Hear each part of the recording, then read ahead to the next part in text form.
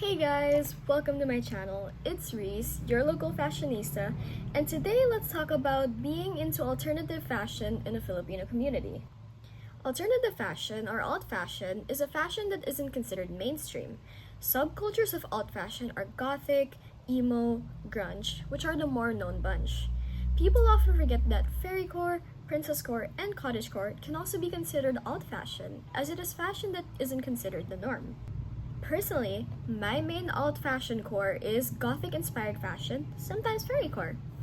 I've always known I was into alt fashion since I was 16, and as someone who isn't a teenager anymore, I am still into alt fashion. Now, for context, I am Filipino. Born and raised here in the Philippines, I've been submerged into their culture since I was born. Yes, that means their good side and their toxic side. For those of you who are fellow Filipinos and also into alt fashion, you may have an idea about what it's like being into fashion that isn't mainstream or considered normal in the Philippines. I'm born as a female, so that's like a double whammy given I like to dress up as something that isn't considered normal and, female. Some things to note as you watch this video. 1. I'm born female. 2. I am an adult who can legally drink in the Philippines. And 3, these are just my experiences, emphasis on my. Just because I experience this does not mean others also experience what I am experiencing. Everyone deals with different experiences, while some are similar, some may also be different. With that out of the way, let's talk about being into alternative fashion as someone who was born in the Philippines and is currently living in the Philippines. I'll start off with something light, like not seeing much clothes or makeup or accessories that cater to this community. As I mentioned, I am into gothic fashion, so that means black lipstick, dramatic eyeliner, many chokers, spiky things, earrings, and many more that I probably can't mention right now because it's not off the top of my head or in my script. Yes, I am reading a script. Now, while there are definitely more gothic accessories and clothes nowadays, there weren't many when I was starting out. I remember looking on the Orange app to see if there were any good black lipsticks or accessories or clothes. But I remember seeing some stuff and buying them, only for the items to not be the best quality. I'm a college student who doesn't have their own income, so I save up my money if I want to splurge on something. So you can imagine how disappointing it is to pay for your package, wait for it to arrive, only for the item to not be the best quality. You spent your money, now it's gone. For what? Something that isn't really giving you joy. Yeah, I've been there. Maybe I'm just not looking hard enough? I don't know, let me know what you think in the comments, maybe even give some recommendations. Something still a bit on the lighter side to talk about is how hot it is in the Philippines. There is no winter in the Philippines, just rainy and dry seasons. So when it's dry season and you're wearing all black, you're sweating like crazy. Like a lot. Your makeup done flawlessly?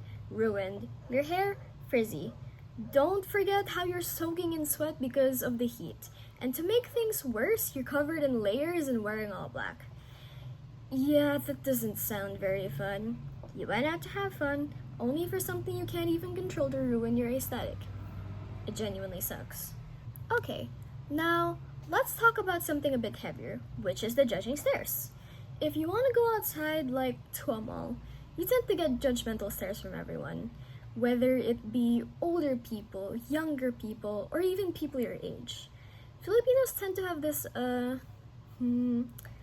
thing, for a lack of a better term, where if they don't see it as normal, you're seen as something to judge. I got some stares when I went out in some not normal everyday clothes. AKA, I was wearing all black with fishnets, some boots, and a black ruffled skirt, and some people definitely looked me up and down and stared down at me. I recall being catcalled once too, but, I don't know how to feel about that. Even your makeup gets judged, and I wasn't doing dramatic makeup. Maybe my eyeliner was a tad bit bigger than normal, but I wasn't even wearing black lipstick. Heck, even girls judge your makeup if they aren't used to your aesthetic, which really sucks because if even a girl brings you down, then you start to doubt yourself and get really insecure. I would know. I experienced it. Now, let's go a bit heavier, and by that I mean a lot. Remember when I mentioned being catcalled? Yeah, I also get slut shamed. I was wearing boots, fishnets, a black skirt, and a black tank top with dramatic eyeliner. I don't know if it was my overall appearance, maybe my makeup or my clothes, but I got called a prostitute in the derogatory sense. Yeah. That still haunts me to this day, all because I expressed myself through my clothes. I've mainly blocked out that experience, but it does come back into the back of my mind as a nagging feeling, reminding me that some people out there just really, really suck. It comes back when I least expect it, and it's enough to ruin my day.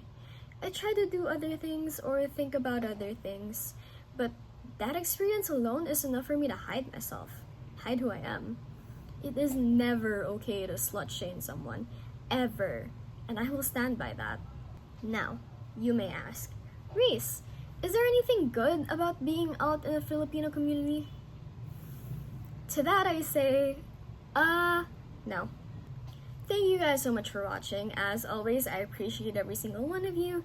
Stay happy, stay healthy, stay hydrated, hydrate or die straight, and I will see you all next time.